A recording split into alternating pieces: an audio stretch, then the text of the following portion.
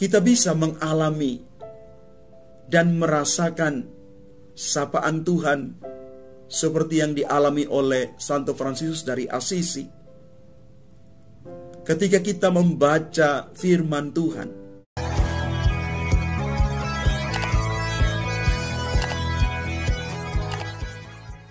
salam Bapak Ibu, Saudara dan Saudari, sahabat-sahabat Garam Dunia yang terkasih. Hari ini gereja merayakan Santo Fransiskus dari Assisi. Dan bacaan pertama yang kita renungkan dari kitab Nehemia bab 2 ayat 1 sampai 8. Kita menemukan bahwa tangan Tuhan tetap bekerja lewat orang-orang yang dipilih dan diutusnya. Hati yang tulus dan hormat akan nilai-nilai luhur dituntunnya. Semesta dan Tuhan akan menolong orang-orang yang dipilih oleh Tuhan itu. Karena itu mari Bapak Ibu Saudara-saudari yang terkasih, kita membuka hati akan sapaan Tuhan yang memanggil kita.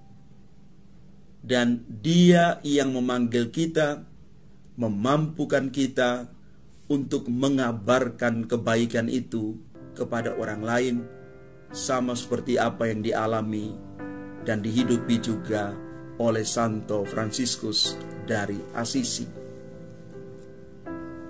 Selanjutnya di dalam bacaan Injil Lukas bab 9 ayat 57 sampai dengan 62. Kita diajak untuk merenungkan bahwa dibutuhkan keyakinan serta keberanian dalam membahasakan iman untuk mengikuti Yesus itu.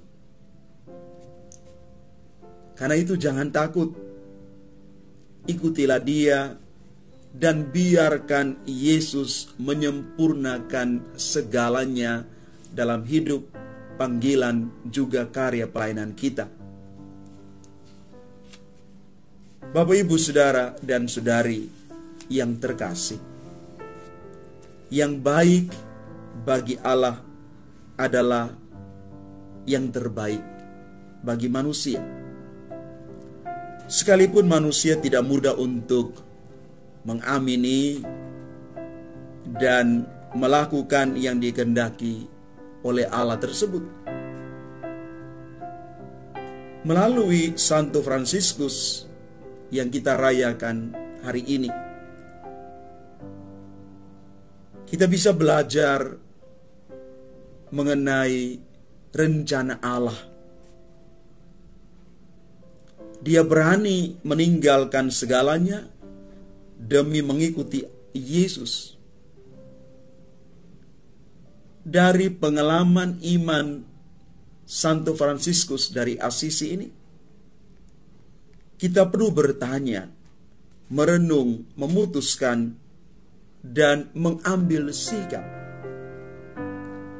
Semakin kita mengenal Dia, bertanya apa yang dikehendakinya, dan berani untuk mengambil keputusan tanpa ragu, Tuhan akan menguatkan kita. Kita bisa mengalami dan merasakan sapaan Tuhan seperti yang dialami oleh Santo Fransiskus dari Assisi.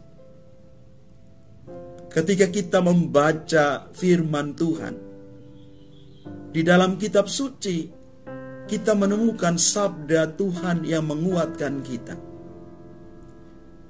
Kita bisa merasakan pengorbanan Kristus di dalam Ekaristi dan terus meneladani Dia di dalam hidup kita setiap hari. Bapak, Ibu, Saudara, dan Saudari yang terkasih, Santo Fransiskus dari Assisi mengatakan untuk kita begini: kita tidak boleh bijak menurut daging kita saja. Sebaliknya, kita harus menjadi sederhana, rendah hati, dan murni.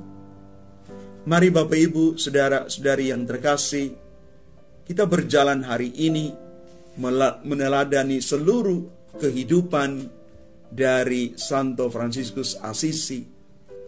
Bagaimana dia belajar mengikuti Tuhan secara konsisten, dan komitmen dia untuk terus berubah di dalam hidup menjadi lebih baik, sungguh-sungguh juga menjadi kekuatan kita.